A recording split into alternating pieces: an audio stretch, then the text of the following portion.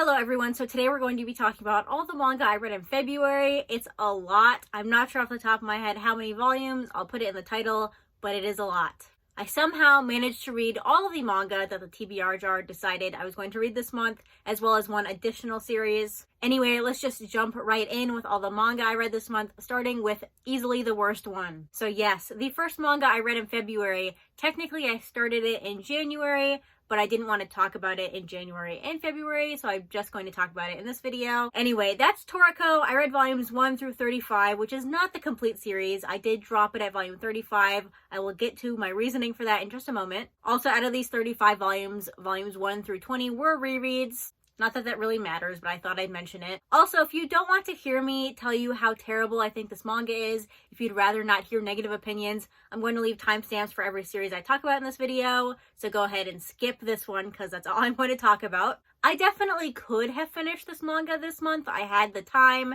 and it was a quick read, but I just hated everything that was going on so much that I stopped reading it. Toriko is a battle shonen manga. I have no problem with battle shonen manga. In fact, I enjoy them. It's just fun, lighthearted stuff. I find them enjoyable most of the time. I really don't have high standards for them at all. One aspect of battle shonen I enjoy is having a big cast of characters we can follow. Obviously, the Straw Hats in One Piece. I love all of those characters, so I like seeing a big cast of characters. This manga, I would say, does have a big cast of characters. Its main cast is 5 characters, maybe 6, and many side characters. Honestly, too many side characters, but we'll get to that. But my problem here is that the main cast, the main 5 characters, do not interact enough for my liking. Really, they all get together at volume about 25 or so, and by then the series has gone completely downhill. So it wasn't even satisfying to see them all together and fighting big monsters because the quality of the series was not good anymore. Not that it was great before. It was okay. It was just a fun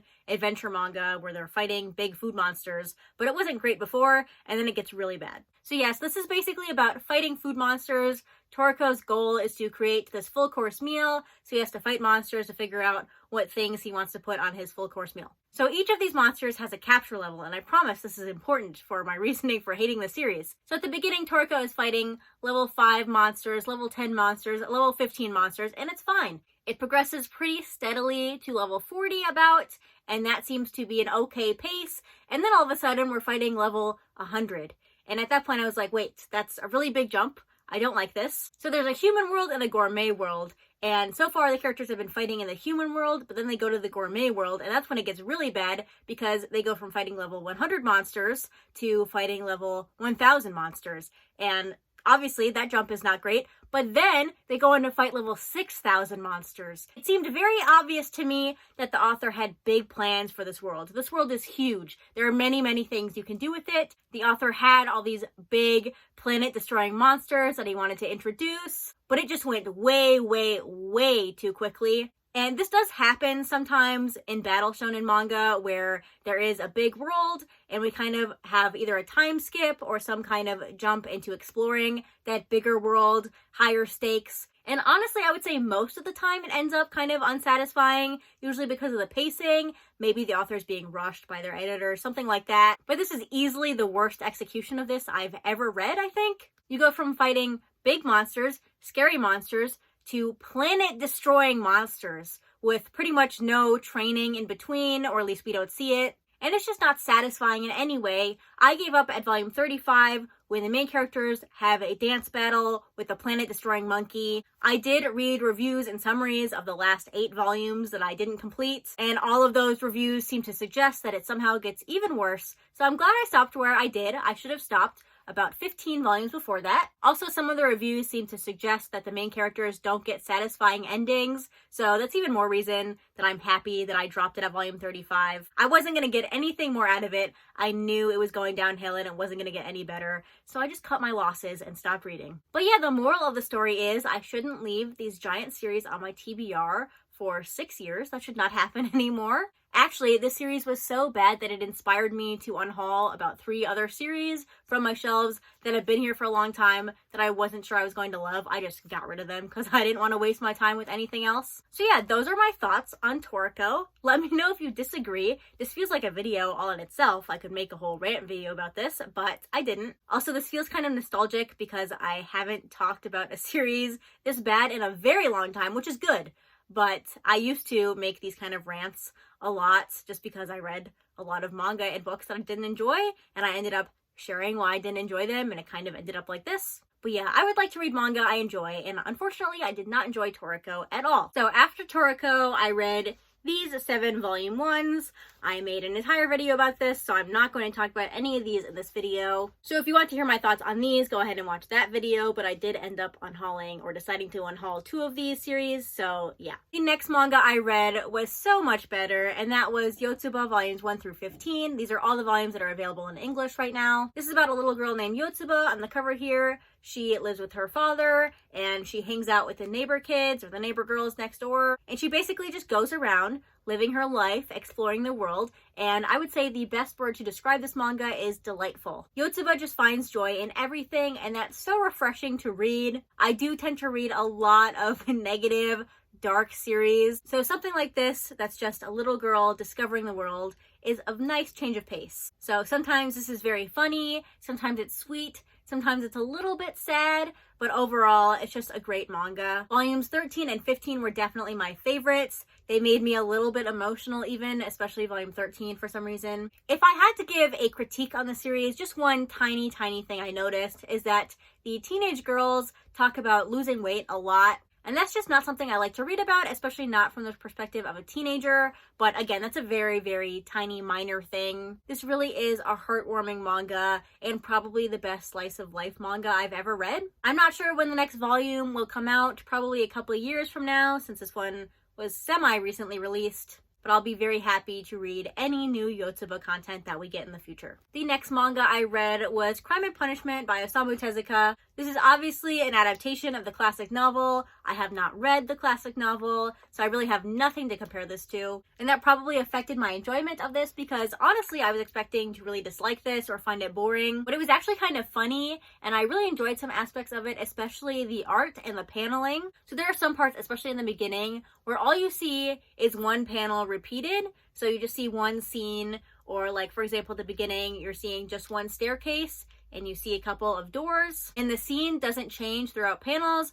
but you do see the characters interact with those scenes, if that makes sense. So you'll see characters running up and down the stairs, talking to each other, and you'll see different actions take place in the scenes, but the panels remain the same, if that makes sense. Hopefully that makes sense. That's really not something I've seen before, I don't think, especially not used as much as it was used at the beginning of this manga. There's also some interesting visual metaphor going on in here, which I enjoyed. As I mentioned, this is surprisingly funny. I feel like some people might struggle with that aspect of it because it is about a serious topic and a serious novel, but I really had nothing to compare it to again, so I found the humor funny and enjoyable. While I did enjoy reading it, I do want to mention that at this point it's been about 2 weeks since I read it, and I've already forgotten a large majority of it, so not really memorable too much. But maybe if I had read the original novel, I would remember more of it. But generally, I do enjoy manga adaptations of classic novels, so I'm definitely looking forward to more. If there are more, I know there's that Dracula one coming out. I'm very excited for that.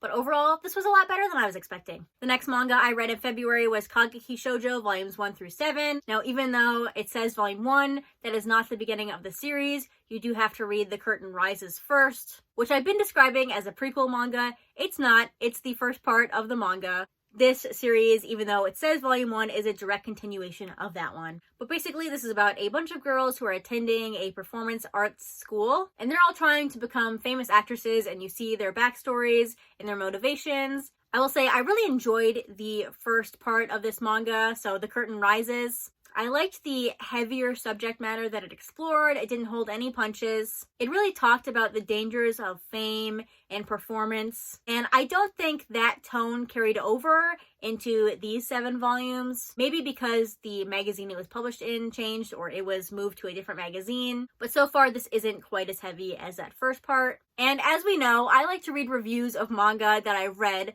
so I have read some reviews that complain about the main character in this manga, and I can see why you might not like her, but her character type is very bubbly and fun. She's also very loud, so I can see why that would be annoying, but I really love her character. I love characters like that. They're just a lot of fun and bring a lot of joy to a series that might be a little bit heavy and dark in some points. But our main character is very good at acting, and you can see that reflected in the art, especially in these later volumes when they get more into the acting part of the manga. You also have other chapters that focus on some of the other girls, so we're not just stuck with our main character. We see from the perspective of some of these other girls, see their motivation, stuff like that. So I always enjoy series like this. I guess you would call them coming of age stories, but stories about a character working towards their goal, working towards their dream, finding out what they're passionate about in life. So sports manga has stuff like this, music manga, all those kinds of things, and this is one of those as well. I also appreciate that this manga shows that some of these characters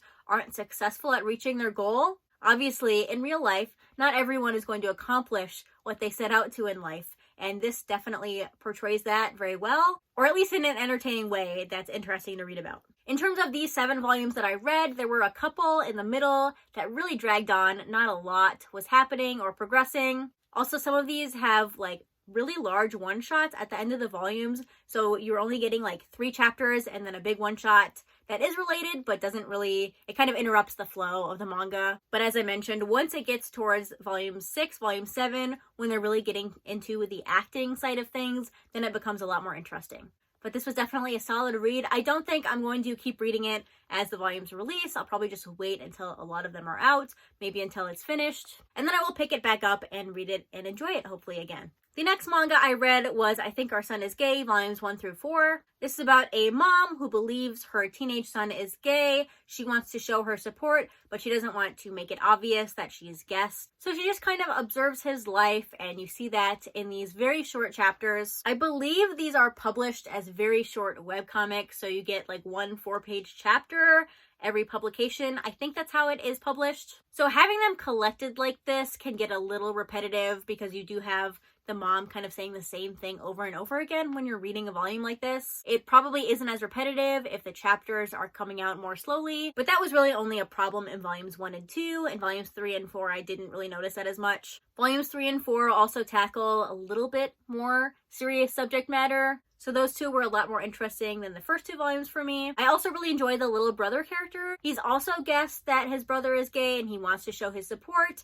without being obvious about it, like his mom. But he also has his own kind of struggle with society's expectations of romance. So he has a lot of female friends. He likes to hang out with them, but obviously his father especially and other people around him are kind of expecting him to have romantic interest in these girls, and he doesn't. So that's unexplored a lot, obviously, because he's not the focus of the story, but I do like those parts when they are brought up. But overall, this is a nice read. I like reading from the perspective of a mom because you don't see that too much. And the next volume, volume 5, I believe is the final volume, so I'll be interested to see how it wraps up. But yeah, I enjoyed this one this month, and I'm looking forward to more. And the last thing I read in February, this is my new current obsession. I'm so happy that I finished all my manga from my TBR jar, and I was able to pick this up finally. But that was The Witch and the Beast, volumes 1 through 9. Volume 1 was a reread, but I wanted to start over and see how things progress from volume 1. The fact that this is not finished and I have to wait for more volumes to release, and it's also pretty much caught up with the Japanese releases, is devastating to me because I really, really loved this manga. But in terms of what this is about, it is a dark fantasy following a character who has been cursed by a witch and is seeking her out. So in order to find more witches, they have joined this thing called the Magical Order, and they basically investigate witch crimes, and there's lots of like magic and vampires and necromancy and obviously witches, and this is just very action-packed. I would not say it's the best thing I've ever read, but it was incredibly enjoyable. Just a lot of fun, honestly. And the art is absolutely amazing. I especially like the use of depth. This manga does one of my favorite techniques I don't know anything about art, so ignore all this vocabulary I'm using. But basically, they blur the background and then sometimes draw the characters outside of the panel. So this, again, creates a really nice sense of depth. I really love looking at those panels. There's also some very highly detailed parts of this manga, and the action is pretty easy to follow. Also, it helps that all the characters are very beautiful, so it's nice to look at. Speaking of the characters, I read some reviews that people don't really care for the characters, they aren't connected to them, but I love the characters. Their motivations are interesting to me, especially the main two characters. I think there's still a lot to explore there, so maybe that's what people are complaining about. But I don't mind. I'm just here for the journey. It's incredibly fun. I like seeing all these fantasy creatures, which I wasn't expecting because I haven't been having the best track record with fantasy lately. But apparently I just need to read more vampires and witches and necromancy and dark things like that. So, if you have any recommendations for series like this, please let me know because I just loved this and I want to read more so badly. But Volume 10 should be on its way to me right now and I'll read that as soon as I get it. But after that, there's no more volumes and I will be upset. So if you know anything like this, please let me know. I'll be very happy. But yeah, those were all the manga I read in February. Let me know if you've read any of these, what you thought of them, if you liked them, disliked them, or let me know what your favorite or least favorite read in February was. But anyway, that's going to be it for this video. Thanks for watching, and I'll see you next time. Bye!